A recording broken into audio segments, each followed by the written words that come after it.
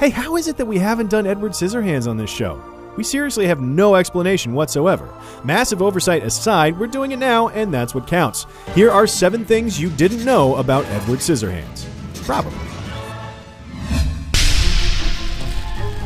What did you do to your hair? Edward cut it. Isn't it wild? The hairdos in Edward Scissorhands are a big part of the film's iconography, especially Edward's own haircut. Most of the talent was able to achieve their unique hairstyles with wigs, but there were several cast members who didn't have that option and basically just had to commit to the bit. I'm talking, of course, about the dogs.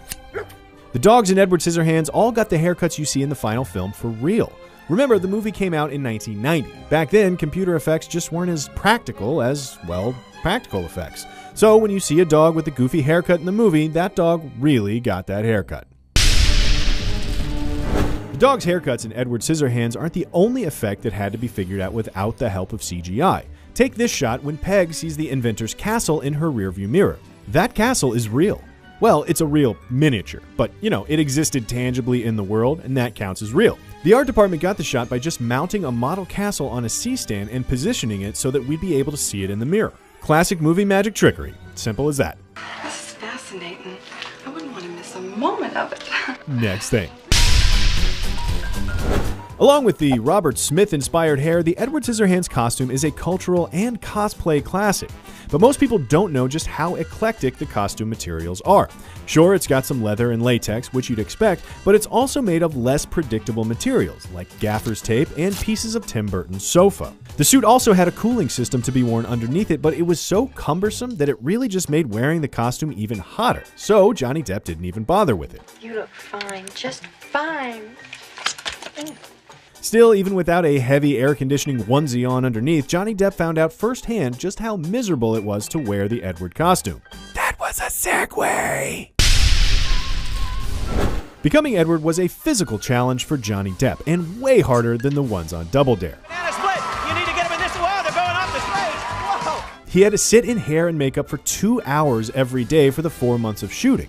And after that, he had to wear a rubber suit in extremely hot Florida weather, which is where they shot Edward Scissorhands. The rigors of filming led to Depp barfing on 2 separate occasions. The first time was from doing 20 takes of this scene, when all the housewives are smashing food into his face.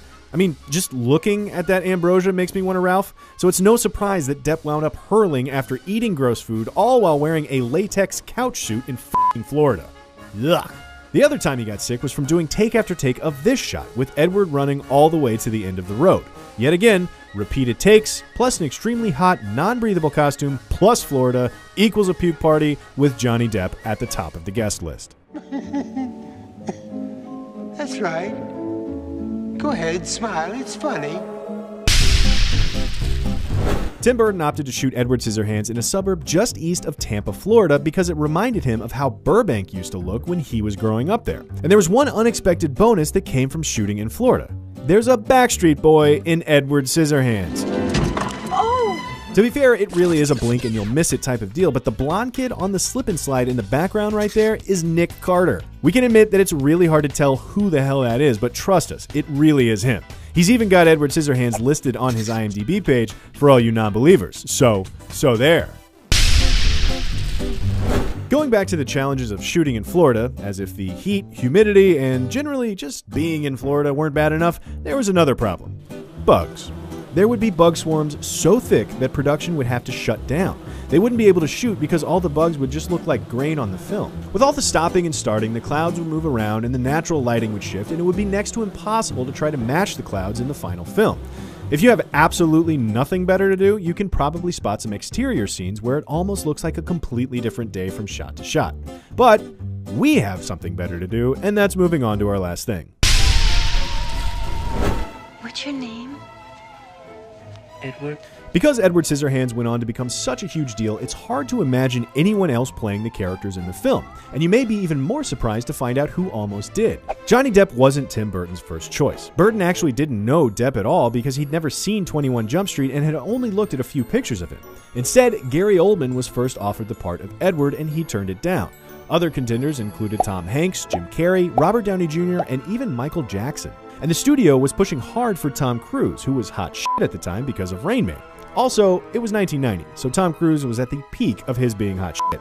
Anyway, he didn't like the unhappy ending of the movie, and Burton was firm on not changing it no matter what, so Cruise was off the table. Luckily, Burton took a chance on Johnny Depp, who was looking to break away from the perception that he was just another teenage heartthrob from TV. Have a nice time, cutie.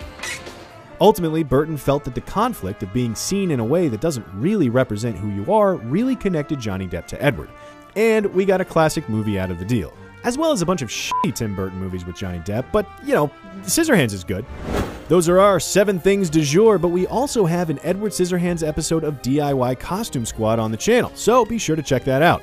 And let us know if you guys want us to do a Things You Didn't Know About Beetlejuice by hitting the thumbs up. Let's just keep the old school Tim Burton love going.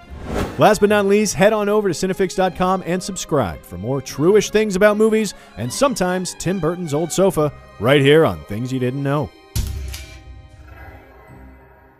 I wish we'd been taping that. I'd give my left nut to see that again.